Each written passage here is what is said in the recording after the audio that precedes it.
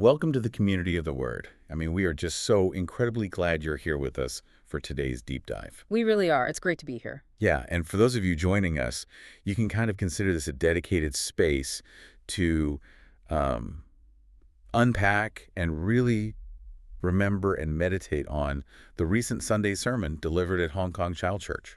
Right, because it was a heavy one. It really was. And honestly, the timing is so relevant because, well, we're in the middle of the Lenten season right now, and the world just feels incredibly heavy. Oh, absolutely. Like you turn on the news and it's just global wars in the Middle East, Yep. or, the grinding reality of daily economic struggles and inflation. Yeah, it's a lot to carry. It is. So the mission of our deep dive today is to explore this really profound and frankly super challenging paradox presented in that sermon, which is the path of death for life. Yes, based on Ezekiel 37 and John 11. Right. We want to figure out why hitting absolute rock bottom is sometimes the exact place where true life actually begins. And that's really the guiding thesis here. God doesn't just, rescue us from despair by plucking us out of it like some helicopter extraction. Which is total what we want him to do. Oh, 100%. Yeah. But he often meets us right in the middle of it. He transforms those darkest tombs into the actual starting lines of resurrection. Wow. Okay, so to really get into how we deal with despair, let's start with ancient Babylon. Because Ezekiel shows us a lot about how God handles our rock bottom. He really does. So let's Yeah. look at the ancient Israelites. They are captives in Babylon. Right, forcibly dragged away. Exactly. King Jehoiachin is exiled, and back in Judah, there's this puppet king, Zedekiah, who's just ruling under enemy orders. Man, that's just a total loss of national sovereignty. It's a massive trauma, but the captives, they're sitting in Babylon just clinging to this false hope of a quick return home, like, oh, we'll be back in Jerusalem by next year. Yeah, totally in denial. Right. And instead of comforting them, the prophet Ezekiel steps up and basically tells them, no, your nation is going to be utterly destroyed because of your persistent sins. Wait, isn't a prophet supposed to give people hope? You would think so, yeah. I mean, it's like watching your house catch fire and the fire department shows up and tells you, don't bother grabbing the fire extinguisher, just watch it burn to the ground. That's a great analogy. It's just so jarring. It's like the ultimate clash between, toxic positivity and radical acceptance. They were drowning in toxic positivity. They really were. But God wanted them to face this total ruin for a reason.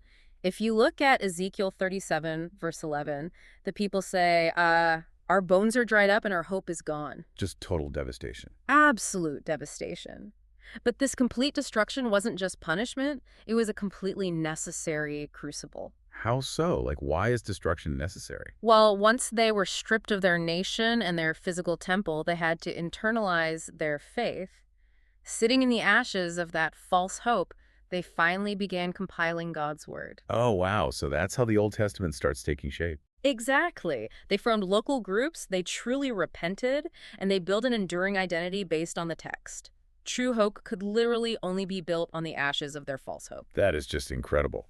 Okay, so moving from ancient Babylon to modern history, let's talk about how facing those ashes actually sparks miraculous life today. Yes, the World Vision origin story. Right. The sermon brought up this incredibly visceral story about Bob Pierce during the 1952 Korean War. Yeah, this is a heavy one. So Pierce is there, and a missionary named Ross drags him to this abandoned Japanese-style house in Daegu. And what they find inside is just horrifying. It is. Inside, there's one woman, 4 teenage girls, and 120 freezing, starving orphans. 120. Yeah, and they were surviving purely on rice water, just the murky runoff from washing rice. Oh my goodness. And the worst part is, 40% of the kids in that house had died the previous month. I can't even fathom that level of despair. Yeah. And I want to push back on our modern tendencies here because the sermon made such a convicting point. It really did.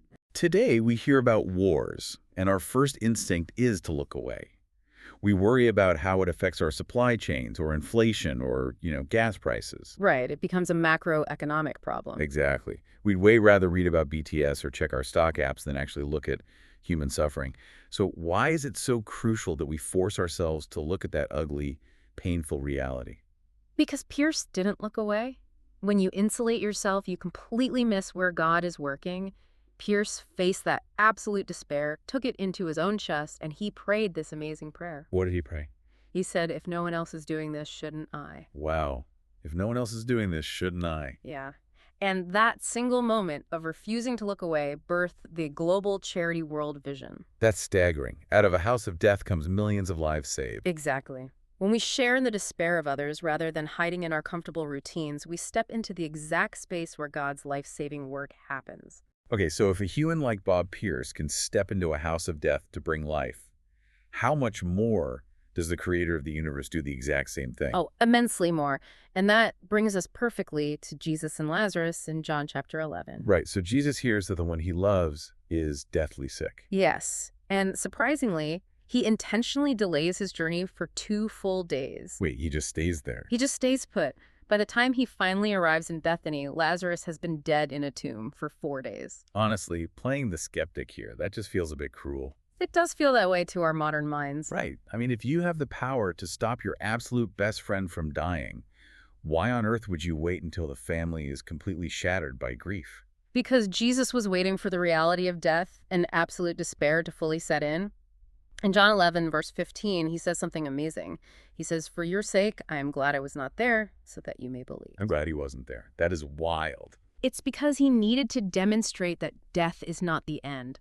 The false hope of a quick medical fix had to die so he could show them true resurrection. Oh, I see. He couldn't just heal a fever. He had to conquer the tomb. Exactly. And we have to talk about the geography here, too. Bethany was only about 3 kilometers from Jerusalem. Which was incredibly dangerous at the time. Right into the territory of the religious leaders who were actively trying to kill Jesus. Yeah, going near Jerusalem was basically a death sentence. It was, and Thomas the disciple actually points this out in John 11, verse 16. He says, "Let us also go, that we may die with him." Classic Thomas with the dark realism. Totally. But he's right. Jesus is literally walking into the zone of death to bring life. And the sermon brought up this beautiful Korean translation of Hebrews 4:15. Oh, yeah, the word Cheil, right? Yes, Cheil.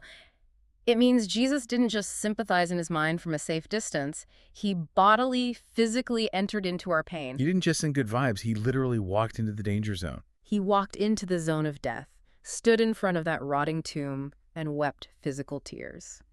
It perfectly foreshadowed his own impending cross. That is just, it changes everything about how we view suffering. It really synthesizes the whole message. Jesus doesn't offer cheap, distant sympathy. He enters the dark, messy, agonizing tombs of our lives and our world. Because meeting him there is the only way to experience true resurrection. Exactly. Well, I want to deeply thank the community of the Word for sharing this time of rigorous reflection with us today. Yes, thank you. We invite you to carry this Sunday message from Hong Kong Cheil Church into your week. Let it be the lens through which you view everything going on around you. Absolutely. But before we go, we want to end with a slow, deliberate question for you to meditate on in the silence that follows. Just something to really sit with. Think about your own life or the suffering in the world around you that you've been trying to ignore. Where are you turning your eyes away from the pain, and how might Jesus be waiting for you right there in that darkness, ready to show you what true resurrection looks like?